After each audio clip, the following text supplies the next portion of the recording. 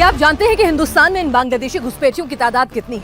1000, 2000, 2 लाख, 10 लाख? नहीं, ये संख्या अब करोड़ों में पहुंच चुकी है। सरकारी आंकड़ों के मुताबिक इनकी संख्या हिंदुस्तान में 2 करोड़ के आंकड़े को पार कर गई है और बांग्लादेशी घुसपैठियों को हिंदुस्तान में बसाने के लिए एक पूरा का पूरा सिंडिकेट काम करता है।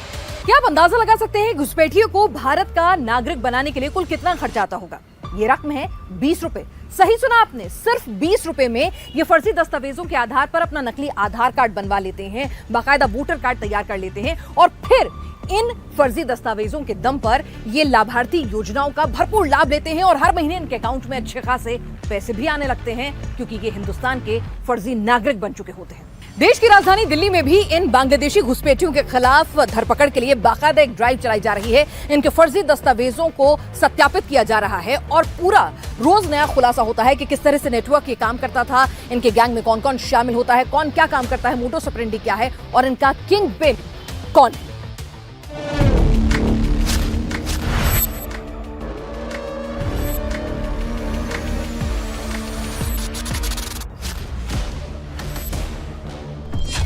बांग्लादेश के शिंगशोलपुर गांव की रहने वाली सोनाली शेख पिछले 6 साल से भारत में थी।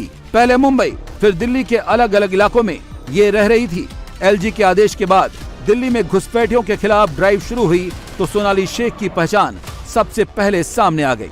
सोनाली फॉरेस्ट इलाके से बॉर्डर पार करके भारत में आई, फिर ट्रेन से मुंबई में पहुंची और घरों में मेड का काम करने लगी। इसके पिता की एक दुर्घटना में मौत हो गई, जिसके बाद इसकी माँ और भाई वापस बांग्लादेश चले गए।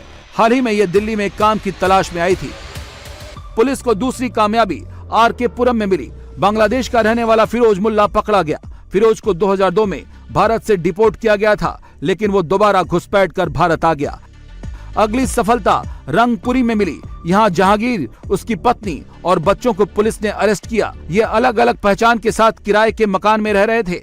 इनका तो बकायदा पुलिस वेरिफिकेशन तक हुआ था। पुलिस ने इन्हें ग्रीन सिग्नल दिया था। साउथ कैंपस से पुलिस ने नईम और नजमा को हिरासत में लिया। नजमा 2005 से ही भारत में अवैध तरीके से रह रही थी। 2020 में उसने अपने बेटे नईम और बेटी को भी भारत बुला लिया और दोनों कटवारिया सराय में रह रहे थे। इनकी भाषा बिल्कुल दिल्ली वालों जैसी थी, जिसकी वजह से इनको लेकर किसी को कोई शक नहीं हुआ। इनके पास सभी वो जरूरी डॉक्यूमेंट्स थे जो इन्हें भारत का नागरिक बनाते थे।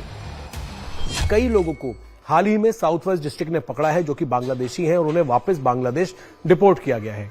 ऐसे ही लोगों की तहकीकात करते हुए इंडिया टीवी की टीम पहुंची है। कटवारिया सराय इलाका पड़ता है और ये इलाका आप देखेंगे कटवारिया सराय में ऊंचे ऊंचे मकान है, जहां पर जो मकान मालिक हैं वो यहां पर किराए पर लोगों को मकान देते हैं जिनको जरूरत होती है।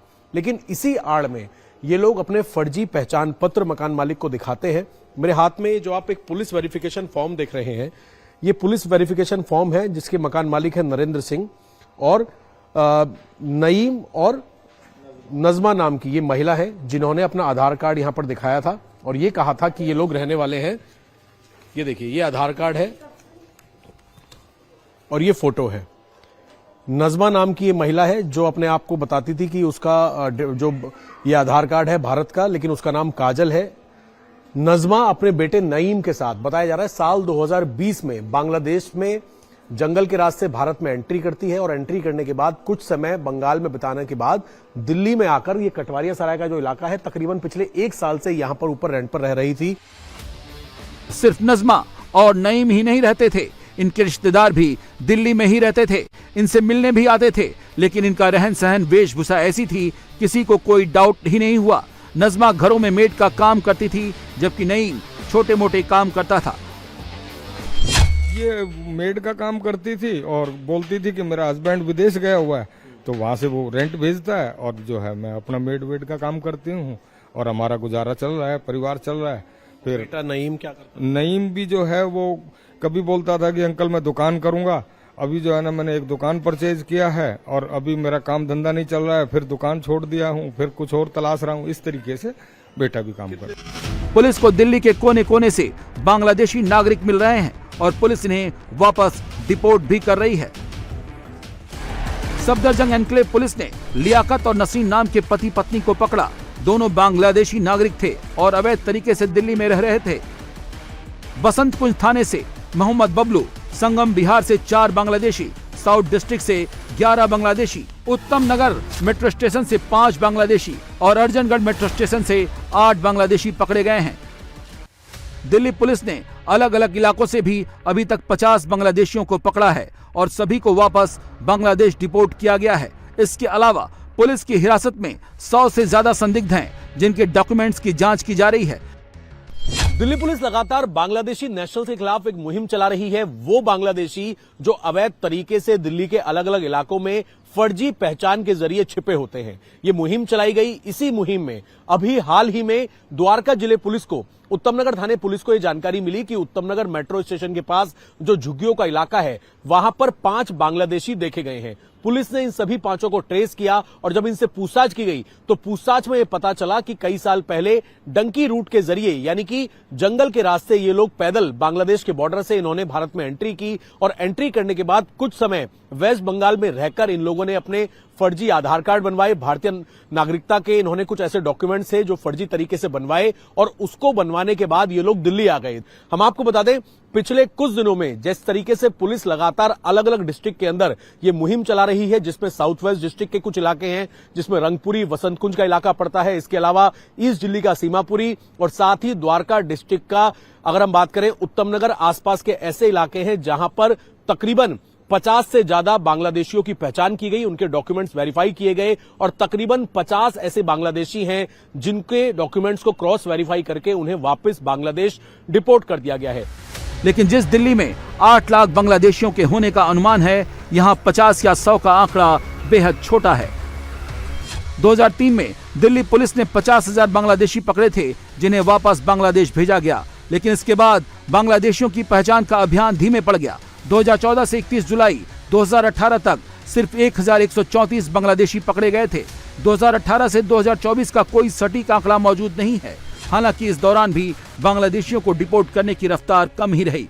2024 के पहले 10 महीने बांग्लादेशियों के खिलाफ कोई बड़ा एक्शन नहीं हुआ। एलजी के आदेश पर दिल्ली पुलिस एक्टिव जरूर हुई, लेकिन अभी तक ये आंकड़ा 50 के करीब पहुंच पाया है। बांग्लादेश में तख्तापलट के बाद घुसपैठियों से आतंकी वारदातों का खतरा काफी ज्यादा बढ़ गया है, क्योंकि पाकिस्तान ने अब बांग्लादेश को अपने नए टेरर बेस कैंप के तौर पर इस्तेमाल करना शुरू कर दिया है और ये बांग्लादेशी घुसपैठिए हिंदुस्तान के कोने कोने में अब पहुंच चुके हैं और आराम से रह रहे हैं और इसीलिए पाकिस्तान के आतंकी संगठन अब इन बांग्लादेशी घुसपैठियों को अपने स्लीपर सेल के तौर पर तैयार कर रहे हैं। महाराष्ट्र की एटीएस सरगर्मी से इन बांग्लादेशी घुसपैठियों की तलाश में जुट गई है, लेकिन सबसे बड़ी समस्या इनको डिपोर्ट करने की है, क्योंकि कई बांग्लादेशी घुसपैठिए जो हैं यहाँ 20-20, 30-30 साल से रह रहे हैं और इनके पास बाकायदा तमाम डॉक्यूमेंट्स भी मौजूद हैं। ऐसे में महाराष्ट्र एटीएस ने क्या कुछ प्लान बनाया है इनके खिलाफ कार्रवाई का, आइए देखते हैं तहकीकात की अगली रिपोर्ट में। देश की आर्थिक राजधानी मुंबई बांग्लादेशी घुसपैठियों के लिए फेवरेट डेस्टिनेशन क्यों बन गया है? देश के दूसरे राज्यों के मुकाबले मुंबई में आसानी से घुसपैठियों को नया नाम और नई पहचान कौन दिला रहा है? महाराष्ट्र में बांग्लादेशियों की घुसपैठ सबसे बड़ा खतरा कैसे बन गया है? महाराष्ट्र में बांग्लादेशी घुसपैठियों की पहचान के लिए एटीएस अलर्ट मोड पर है। राज्य के अलग अलग हिस्सों में लगातार छापेमारी की जा रही है, क्योंकि घुसपैठिए सिर्फ डेमोग्राफी ही नहीं बदल रहे, महाराष्ट्र की सुरक्षा के लिए बड़ा खतरा बन गए हैं।